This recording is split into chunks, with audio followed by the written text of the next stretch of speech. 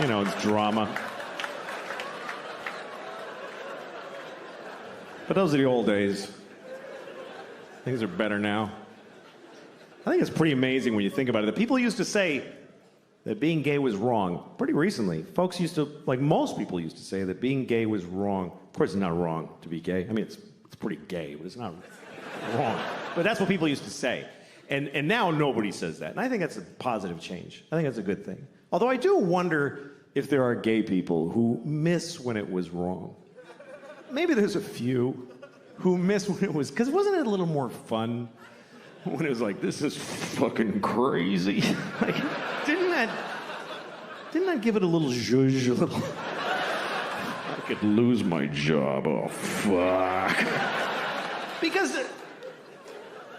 now they're like everybody else, which is great, and they can get married, that's terrific, but is that fun to fuck your husband at your house?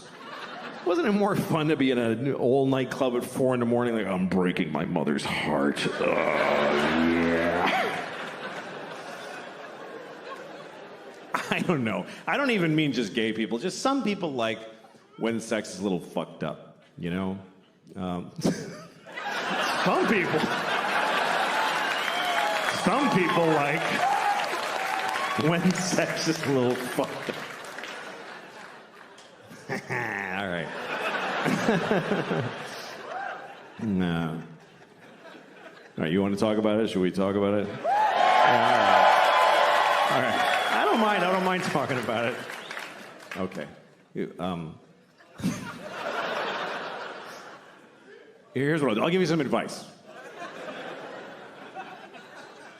Here's some advice that really only I can give you. Here's my advice. If you ever ask somebody, can I jerk off in front of you? Just let me finish. Let me finish what I'm saying. Fuck. Okay. If you ever ask somebody, may I jerk off in front of you? And they say yes. Just say, are you sure? That's the first part. And then if they say yes, just don't fucking do it. Just don't do it. Because look, whatever you're into, okay? Because everybody's got their thing. Whatever your thing is, I don't know. You all have your thing. I don't know what your thing is. You're so fucking lucky that I don't know what your thing is. Do you understand how lucky you are? That people don't know your fucking thing, because everybody knows my thing. Everybody knows my fucking thing now. Obama knows my thing. Do you understand how that feels? To know that Obama was like, good Lord.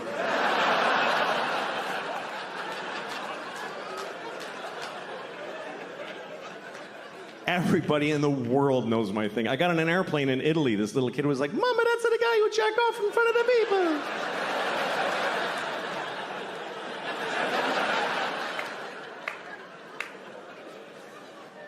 So whatever your thing is, I don't know what it is. Maybe you can't come unless you have your father on speakerphone. Whatever it is.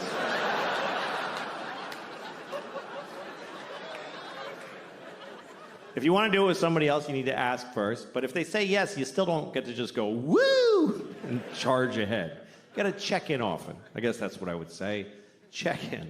Because it's not always clear how people feel. Like, men are taught to make sure the woman is okay. But the thing is, women know how to seem okay when they're not okay. So you can't just look at her face and be like, yeah, her eyes are dry, we're fine, let's just keep going. You got to check in. Because communication during sex can be very confusing. Like, sometimes you're with a woman, you're having sex, she's making noises. She's going like, ooh, ah. And you're like, oh, she loves it. Not necessarily. Sometimes they're making those noises just to get through it. Because it's easier to go, ooh, than to say, I hate how you fuck me. Honestly, it's awful. So she goes, ooh, baby. It's kind of like a Negro spiritual. It's sort of similar. So to assume that she likes it is like if they heard slaves singing in the fields and you're like, hey, they're having a great time out there.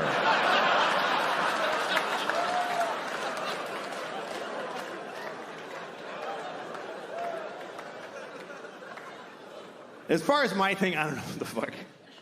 People are like, why do you want to do it anyway? Okay, I don't know. I like jerking off. I don't like being alone. That's all I can tell you. I get lonely. Where is everyone? It's just sad. I like company. I like to share. I'm good at it, too. If you're good at juggling, you wouldn't do it alone in the dark. You would gather folks and amaze them.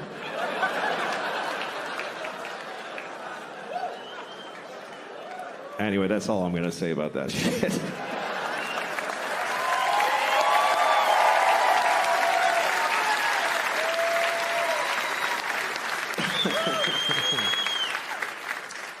Well.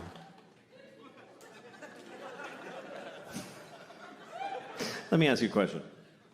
You ever wonder how many people ever fucked your mom? We're almost done. You're doing great. This is important to me.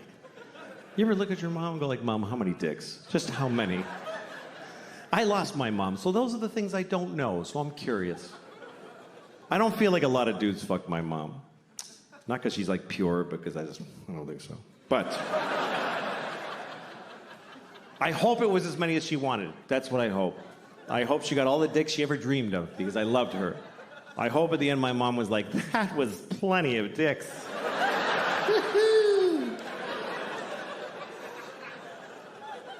But I'll never know, because you don't know your mom. That's the truth. You don't really know your mother. You feel like you know her, but you know what she told you. She didn't tell you shit. You don't tell your kids your life. What did your mother tell you? I won a swimming medal when I was 12. She didn't tell you, like, I used to fuck this guy at work. It was amazing. She didn't tell you that. Think about your mom's life story as she told it to you. There's huge holes in that story. Like, well, I graduated when I was 22, and then I met your father when I was 35. Feels like a lot of dicks would fit right in there, Mom.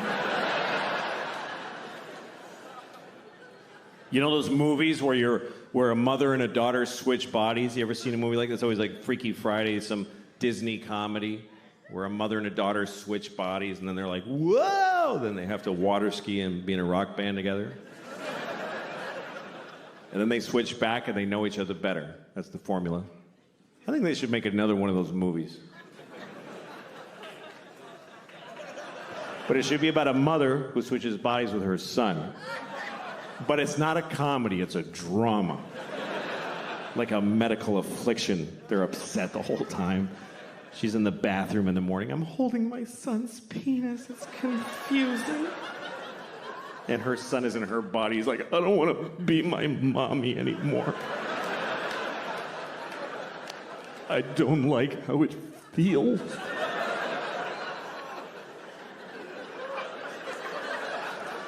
And his dad comes home and he starts fucking on me. Oh, God. What's happening now? I don't like this. But I don't want to say no to my dad.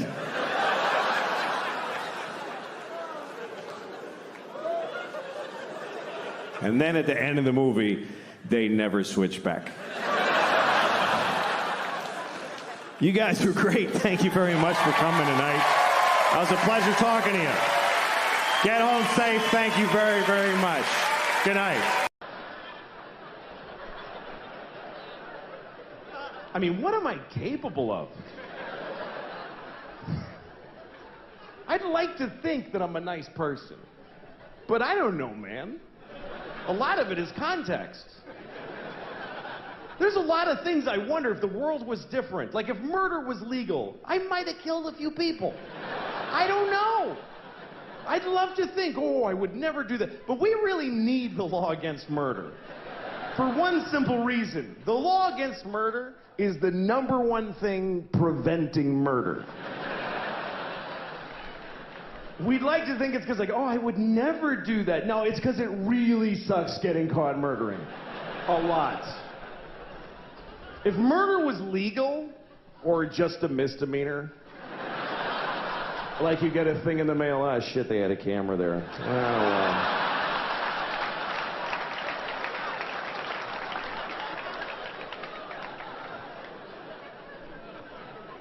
If murder was legal, there would be so much murder.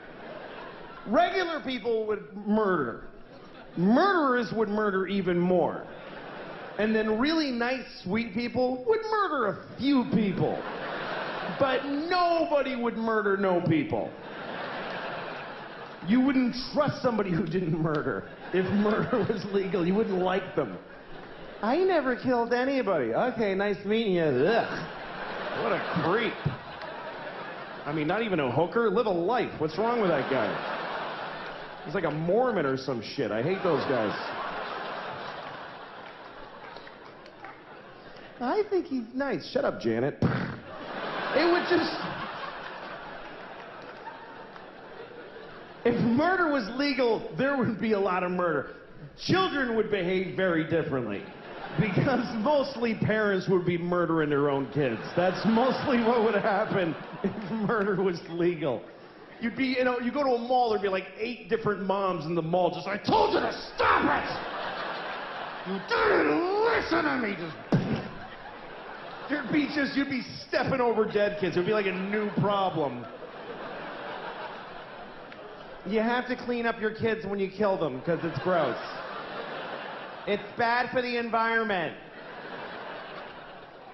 If you murder your child in a public place, please use one of the red bags that are in the dispensers every 3 feet of America.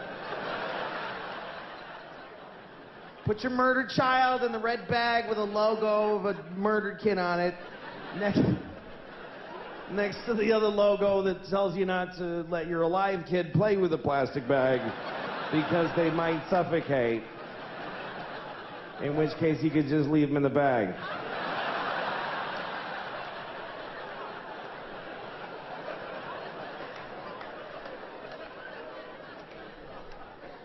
That is a whole bunch of horrible thoughts right in a row.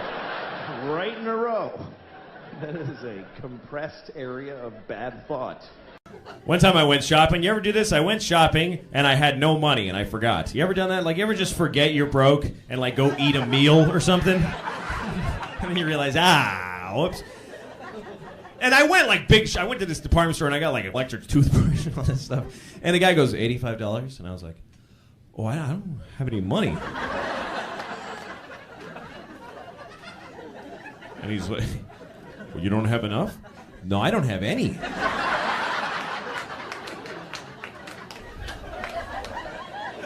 And where do you go from there, really? What's the next step from that?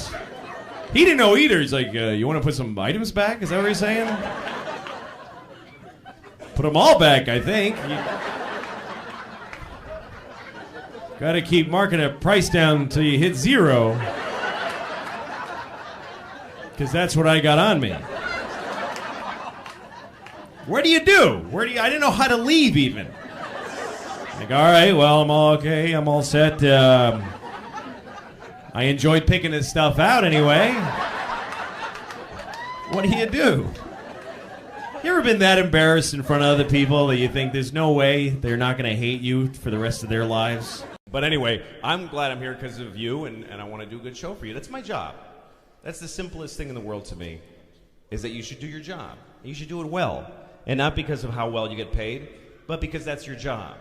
I never understand people when I go to a place to get a thing and they do their job shitty out of spite for how shitty their job is. It makes no sense to me. Why wouldn't you want it? Why do you have to make my coffee sarcastically? I don't just give you carrots. Hear your majesty, enjoy your coffee. Why? Why wouldn't you want it to go? You know why? Because you're 20, you piece of shit. That's why. Because you're a 20-year-old piece of shit. I'm sorry, but I am prejudiced against everyone who's 20 years old that works at a place. Because they just think that if you just stand there and hate it, somebody will go, oh, well, then let's make you a director. That's how that works. Just if you clearly you're better than this. 20-year-olds are the worst people because that is a person who has been taking and just sucking up and absorbing fucking education and love and products and just giving nothing back. They're ripe like a big fat ripe orange on a tree, and the tree's like, get the fuck out of here. Jesus, this is crazy. What? Fuck you, I don't want to go. If you're 20, I guarantee you never did anything for anybody. Yes, you went to Guatemala on a school trip and they told you helped, but you didn't help at all. You were a way bigger pain in the ass than you were any help to those. They're like, I got a mudslide in my house and I got to babysit a fucking college student. Just take a picture of her with a shovel so she can put it on Facebook and leave us alone. I had such an amazing experience. Really? Did you take from them too, you motherfucker? 20-year-olds are not interesting people. They have nothing to say. Nothing has happened to you. My parents moved and I go to school. Who gives a shit? Unless you beat cancer as a child, you have nothing to say. I'm more interesting because I'm 43. That mathematically just makes me more interesting. Just because shit has happened to me. I've collected stories. When I was 35, a woman blew me, and 2 years later, she killed herself. She hung herself to death. That's an interesting story.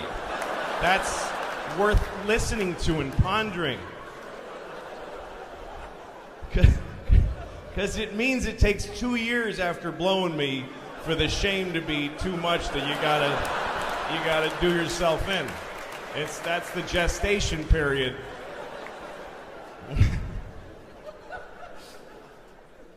What if every woman that ever blew me died exactly 2 years later, and some detective picked up on it? And when he realizes why, he's like, well, I can't do anything. It's not illegal to have a disgusting penis. It's just a shame. Anyway. I don't like when a 20-year-old is working, because you never get attitude from the 65-year-old guy. You ever go to Best Buy and the guy selling you a DVD player is like 65? That guy is trying to get a Nobel Prize for selling DVD players. He's amazing. You never get the 65-year-old guy like, meh. Does it have Blu-ray? Well, let me read the box that you could have read. And no, he's like, well, let's find out. You need to know that. He's so excited to help you. And he has reasons to be bitter, this 65-year-old guy. He's 65, he works at Best Buy. He had to come out of retirement because his kid is gay and does crystal meth and he ruined his life. And it's partly his fault because he didn't accept his son being gay. That's why he's on drugs. The point is he's had a hard day and he's still showing up at fucking Best Buy wearing a bow tie. They don't make you wear those. That's how much he gives a shit.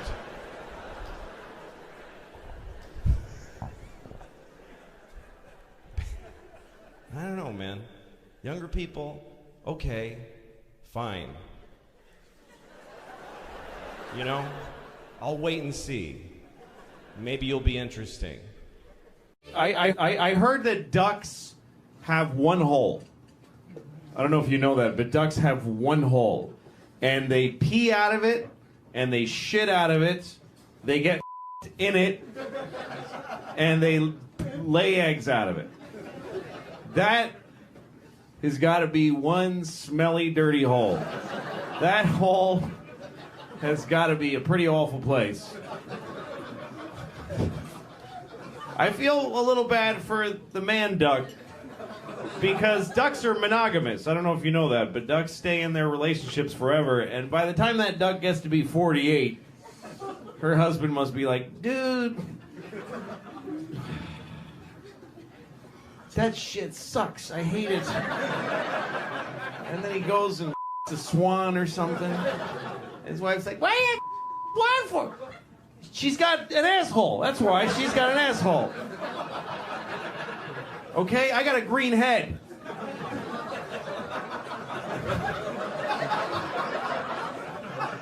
I don't know what that means. Just somehow they got green heads. They deserve more. Speaking of animal-type humor that's not totally finished, I I have this joke, like, animals talking to each other type joke, that I don't know how to finish it. I know what's funny about it, but I don't know how to finish it. Basically, it's about a lion who goes up to a giraffe, and he says, "Hey, man, did you see that dude?" And the giraffe's like, "What dude?" And he goes, "He's that dude. He lives by the river in a hut." And the giraffe goes, "What does he look like?" And the lion goes, "He looks like this." Ah! And the giraffe's like, "Well, I know a dude that lives by the river, but he doesn't look like that." He goes, "No, that's what he looks like." Ah! The giraffe says, I know a guy, but he looks like this. See, the lion just thinks that people look like that. The lion doesn't get that he makes a person look like that by scaring the shit out of him. He just thinks that, hey, that's that dude that's always going, ah! That's what he's like. My kids and I were having breakfast the other day, and we're listening to NPR. We always listen to NPR because we're better than you. And so we're listening to NPR at breakfast the other morning, and there's this one story where they kept using this phrase. They kept saying 9/11 deniers. They kept saying that. 9/11 deniers. And my daughter was like, "What is that?" And I said, "Well, it's a group of people that think September 11th was a conspiracy." And she said, "Oh, I thought they were saying 9/11 deniers."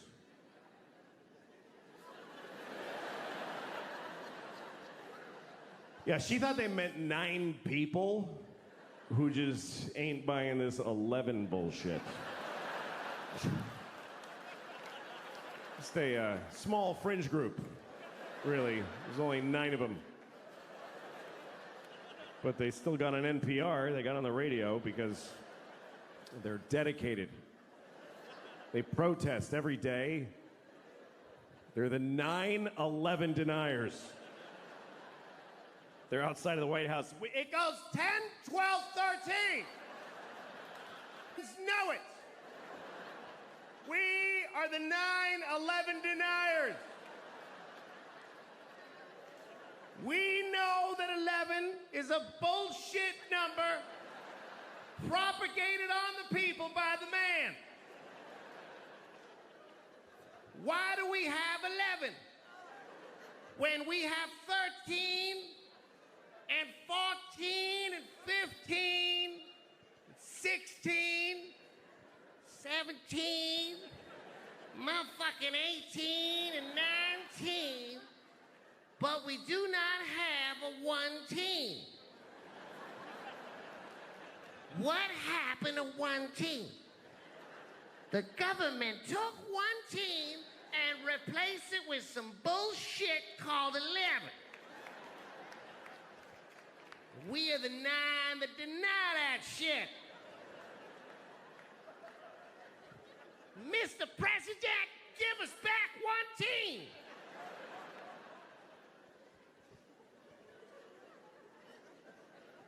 I don't mean to offend any Chinese people with the stereotype, but... That's right, I'm Chinese, motherfuckers. I lived in Shanghai. I'm Chineser than a motherfucker. I'm a chopsticks and whatnot. Ha! All right. I'm sorry. Here's the thing. Stereotypes are harmful.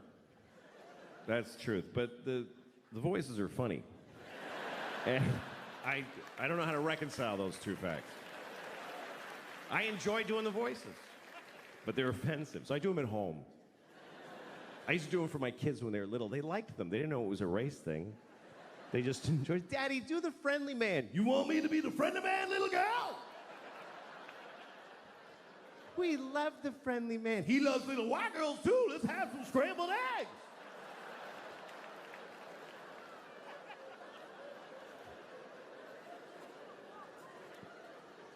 And then they grew up, and I was like, don't talk about the friendly man.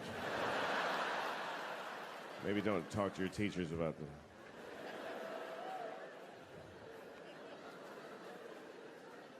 My kids go to public school in New York City, and all right, send your kids there then. Teach them that's what life is like. The teachers amaze me because I don't know. This is the worst. Here's the worst thing about this country to me is that there's no more noble profession than to be a public school teacher. It's easily. Please don't. You're not gonna like it. You're not gonna like where it's going. I don't recommend clapping at any things. You'll regret it at the end of the thing. In a democracy, there's no more noble contribution you can make than to teach in a public school. And in this country, the people that do that, they're fucking losers. They're just rock bottom fucking losers.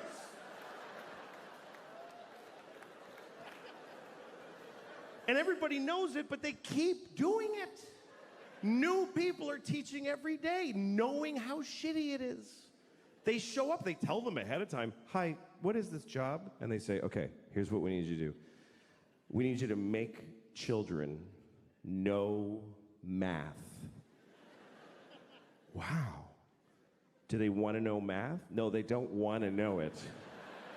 You need to make them know it against their will while they're exploding sexually and Who are these children? Just whatever kids live near the building.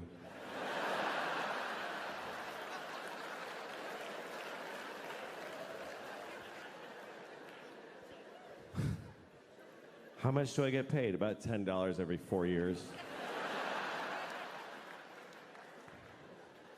What if I get really good at it? What happens? Nothing. Nothing happens. Nobody notices, and you get fired, and you die alone. Okay, I'll try it for 25 years.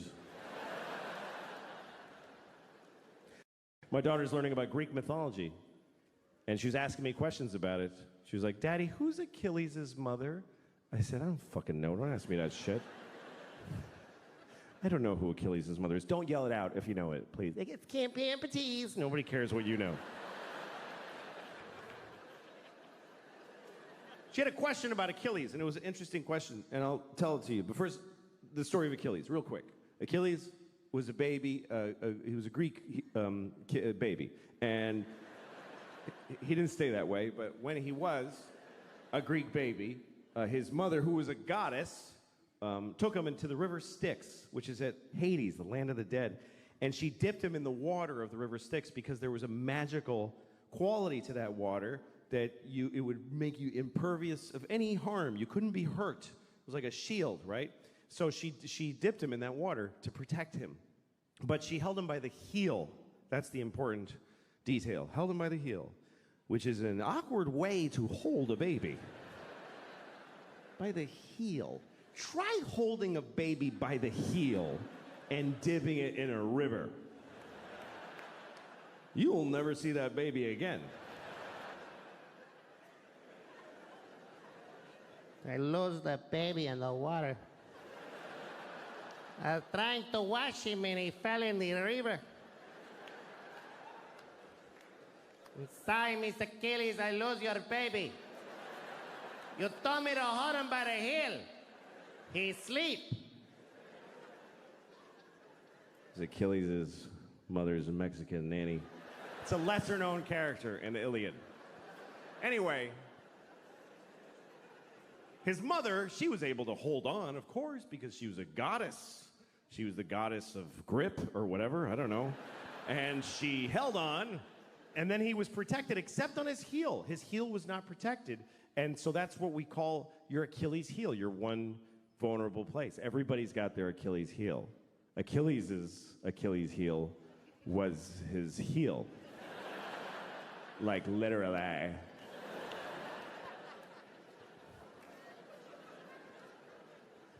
Anyway, so my daughter, here was her question. She said, how come his mother didn't just dip him again?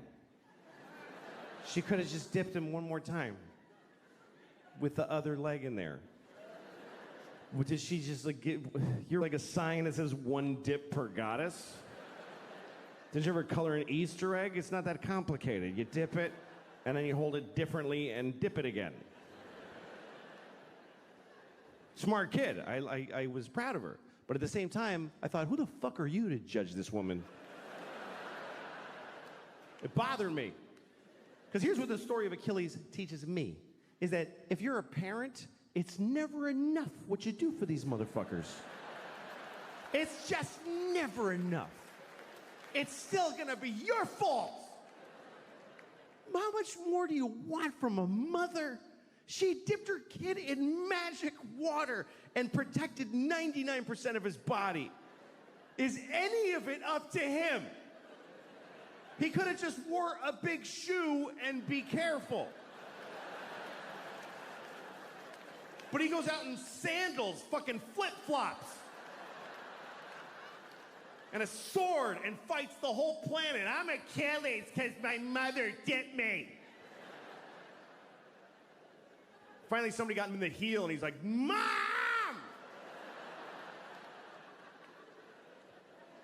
Thanks a lot, Mom! Dip my heel. She's so stupid, she ruined it. Fuck you, Achilles, you Greek dick.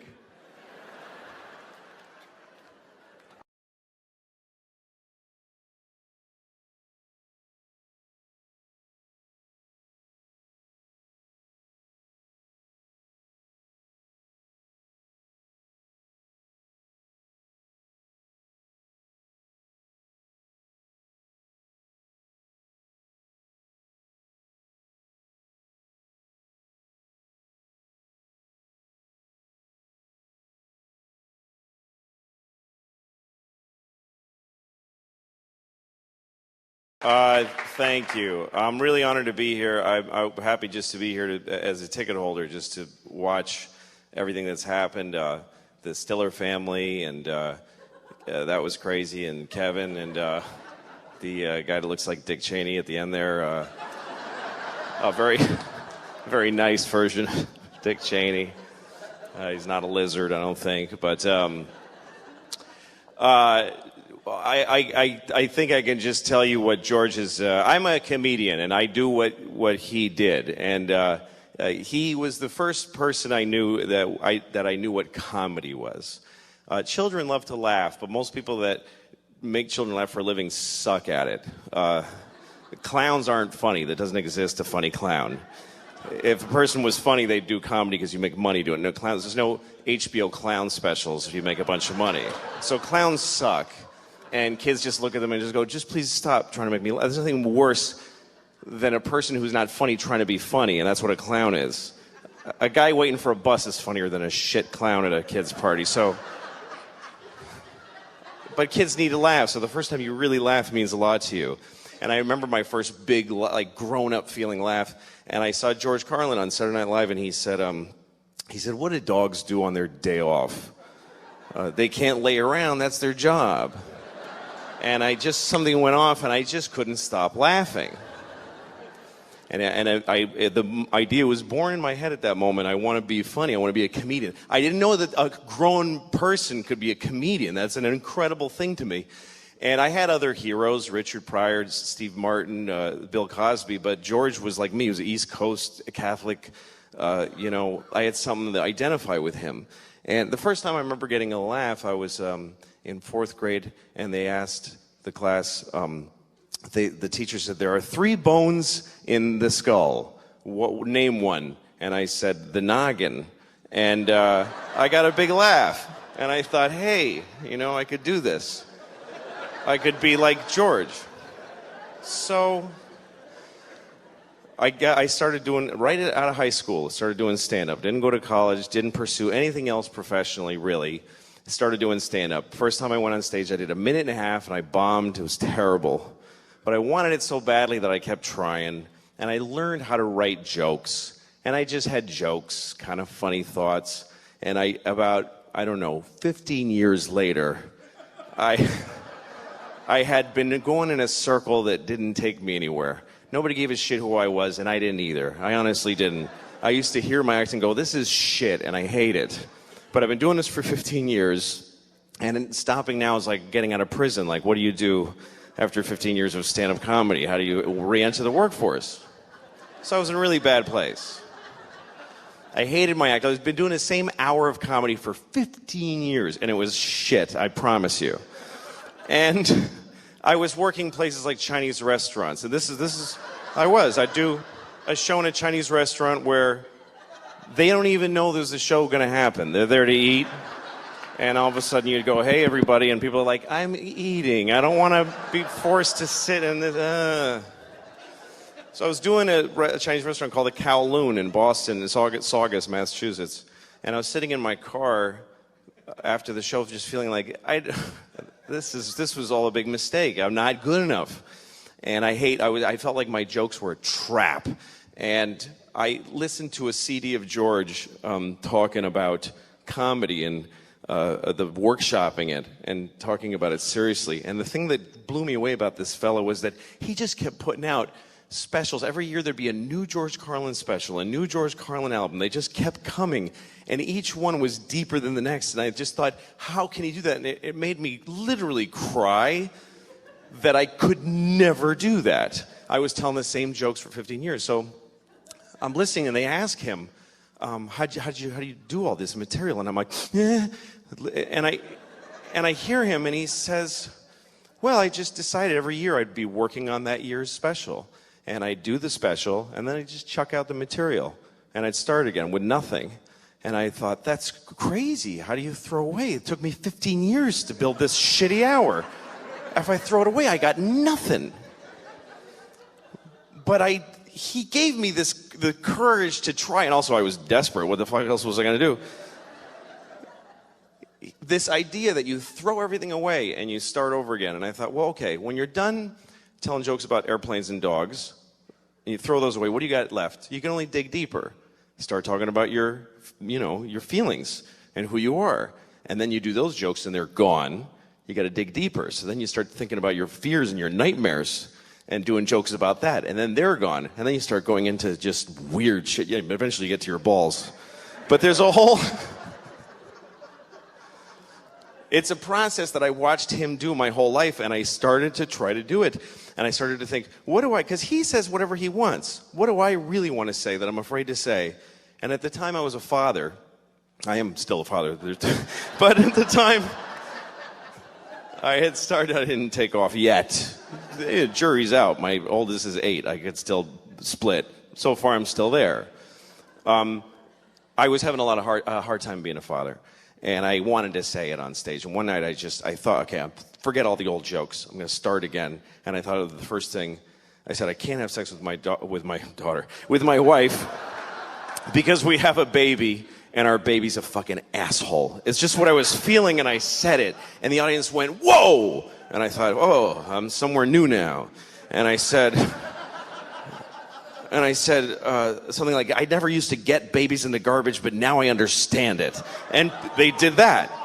And I thought, I'd rather have that than the shit tepid laughter for my 15-year-old jokes. So I started going down this road. And he was always the beacon for me, always, this guy. He always gave me the courage. He says, the line that Kevin quoted, where he said people that abortion rallies are usually anti-abortion rallies, that people you wouldn't want to fuck in the first place. He opened a special with that at Carnegie Hall. He comes out on stage. You have to watch it, and he doesn't milk the crowd for applause. They're applauding, and he goes, they're all going, George, and he goes, yeah. I got to get this out. You ever notice the people anti-abortion rallies are people who want to fuck in the first place? And most comedians would do a good half an hour of really sweet material and couch that joke in but he just had to get it out there. So he set that example for me, and that's the way I've done my act. And since then I've done 3 comedy specials, and I've started down the same road. It's been a massive change for me. I feel every year I've got something to work for. I'm doing exactly what he taught me to do, and on stage I feel a courage to say what I want to say because of this guy. And anyway, a few years ago, I was about to tape my second stand-up special, and he was taping the same night in LA. He taped his last special on the same night that I taped one, and I remember feeling like, this is amazing that I do what this great man does, and that we do it in the same way. And he died, and he kicked me in the balls when he died. It really hurt. And then I remember that, and I don't want to be doing this, I'm sorry, but later I was at a whatever, it doesn't matter, and my phone rang, and it was his daughter, it was Kelly. And I have 2 kids, and they're girls. So I thought, he's got a daughter, and his daughter is calling me. And I know what it means to have a daughter, because I have 2. And she's calling me and asking me to come and say something about what he meant to me. So that was a big moment for me. I'm very proud to do what George did. I know I was supposed to close funny, but I'm not good at doing stuff that isn't my act, so I'm sorry. But he was a great man, and anything that ever happens to me that's good is due to this guy. And I can tell you, because I do what he did, that it was really hard to say the shit that he did, and that it took a lot of courage. It was difficult. So thanks for coming and honoring him, and thanks for having me.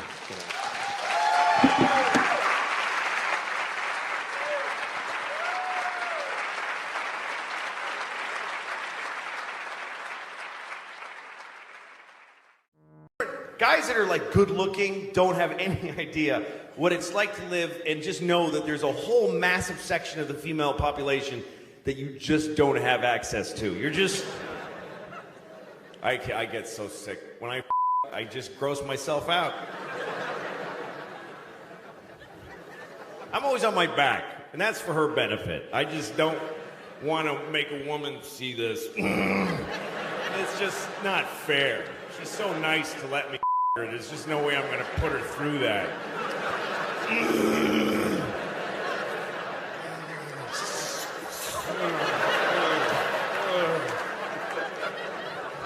I always got to have my shirt on, too, because last time I did it without a shirt on, and I was like, I'm like this, and it hangs. It's a mother dog. It's a mother dog's, like, 14 nipple belly. That's what happens if I go like this. It's happening now, you just can't see it. It's a 6-pack for a whole other reason. It just hangs in sections. It actually, in 3 sections with a split in the middle. And it jiggles when I'm too. It's not like it's just there. Last time I let that happen, I looked down and I was like, oh no. And I looked at her and she was looking down. Ew. I never saw her again. I'd like to be a better person. I would. I'd like to be a better person. And I think I'm getting worse as a person. Because as you get older, you start finding out, let me give you an example before I rented a car a couple of weeks ago in Los Angeles, had the car for a few days, and then when I went home, I had to drop the car at the rental place. You know, you gotta go to the rental place that's off the airport, give them the car, give them your thing with the mileage, you gotta get on a bus, and then go to your terminal and check in. I was late, and I was worried about missing my flight, so I knew I had no time to do any of that. So I never did this before, I just drove my car right to the terminal, and just left it there. And I got on the plane. And once I was on the plane and I had a little moment, I called Hertz and I said, hey, listen, your car is sitting out in front of Terminal 4 and the keys are in it. So that's where it is. And the guy was like, you can't do that. You have to return it to this location and then and I go, well, I didn't do that already. And now I'm leaving California. So if you want your car, you need to go to that place where it is. And he was like, oh, Jesus, man. All right, we'll get it. And that was the end of it. And I realized I could do this every time. Every time I rent a car, because of course they want you to do all that shit. But if you don't, they still want the car back. They're gonna send a dude. You could drive a car till you don't want it, just get out of it while it's moving and just walk away. Well, I don't feel like being in that car any longer. Just call Hertz, hi, your car is drifting into the intersection of 28th and Broadway. If you're interested, it's now your problem.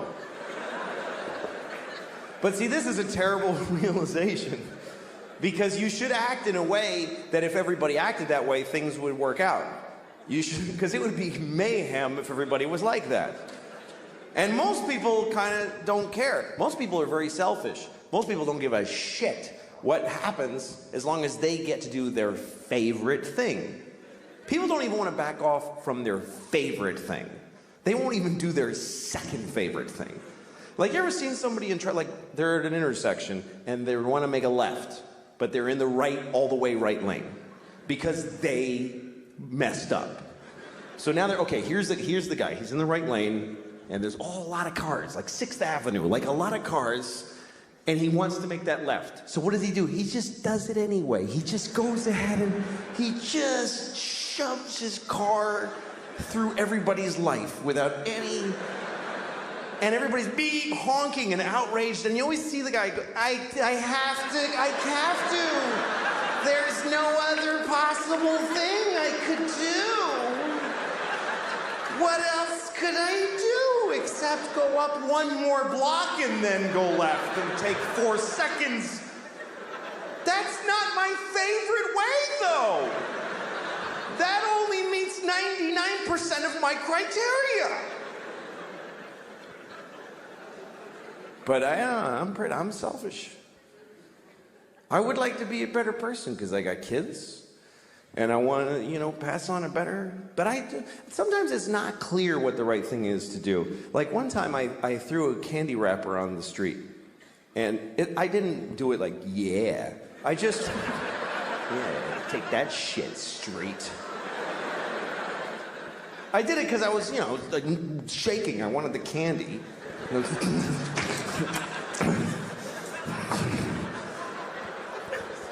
Anyway, I was with a friend who said to me, "You just littered on the street. Don't you care about the environment?" And I thought about it and I said, you know what? This isn't the environment. This is New York City.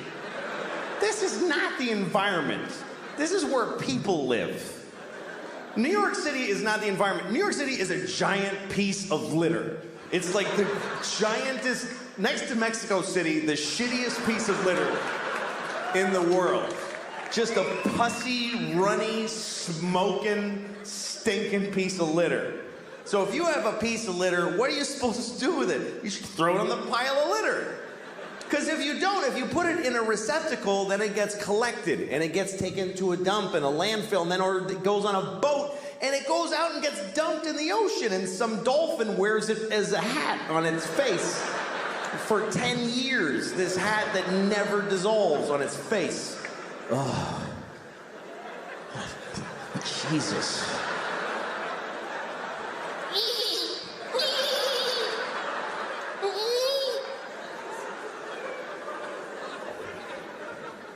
I mean, everything that we introduce to the world is shitty. Meaning white people. Because I really think that white people are from like another planet. Because when we came to America, it was so nice. It was just Indians, and they weren't even Indians. We called them that by accident, and we still call them that. Like we knew in a month that it wasn't Indians, but we just don't give a shit. We never correct it. We came here and they're like, hi, and we're like, hey, you're Indians, right? And they're like, no. No, this is India, right? No, it's not. It's totally other place. You're not Indians? No. Ah, you're Indians. You're Indians for hundreds of years after. We ruined everything here. This was it was just coast to coast, just green and brown and beautiful. And all the humans were just walking around with painted faces, just walking. And they'd be like, ooh, that looks yummy. And then they just eat from the ground. And then they'd sleep on the grass. And they'd wake up and they'd fuck. And then they'd go for a swim and do a little dance. That was the whole continent, was just folks doing that. I mean, there was people in Mexico cutting off kids' heads and rolling them down the pyramid stairs. But that's always going on. What are you gonna, you can't do a whole lot about that. But I think we came from another planet, and the reason is because we don't like it here. I mean, why, if we're from here, if we belong on Earth, why aren't we comfortable on Earth at all? We need nice, smooth surfaces and right angles, and we need it to be cool and not too hot, just a little, that's just perfect. Like, why wouldn't, when it's hot, why wouldn't we just, yeah, fuck it? Why wouldn't we be like that if we belong here? And it's weird because people that aren't, whatever you call there's environmentalists, and then there's people who are whatever, they just hate environmentalists. But that's what people get angry at environmentalists because they think they're slowing down the economy and creating restrictions. And a lot of these people are Christian. A lot of these people are very devout Christians. And that's such a confusing thing to me, that if you believe that God gave you the earth, that God created the earth for you, why would you not have to look after it? Why would you not think that when he came back, he wouldn't go, what the fuck did you do? I gave this to you, motherfucker. Are you crazy? The polar bears are brown. What did you do to the polar bears? Did you shit all over every polar bear? Who did this? Who spilled this shit? Who spilled this? Come over. Did you fucking spill this? What is that? It's oil. It's just some oil. I didn't mean to spill. Well, why did you take it out of the fucking ground? Because I wanted to go faster. I'm not fast enough. And I was cold. What the fuck do you mean cold? I gave you everything you needed, you piece of shit. Well, because jobs. What is a job? Explain to me, what's a fucking job? You work at a place and when people call when their game doesn't work and you help them figure it out. What do you do that for? For money. What do you need money for? Food. Just eat the shit on the floor. I left shit all over the floor. Fucking corn and wheat and shit. Grab it up, make some bread. What are you doing? Yeah, but it doesn't have like bacon around it, and like I like when it has like bacon on it and bread.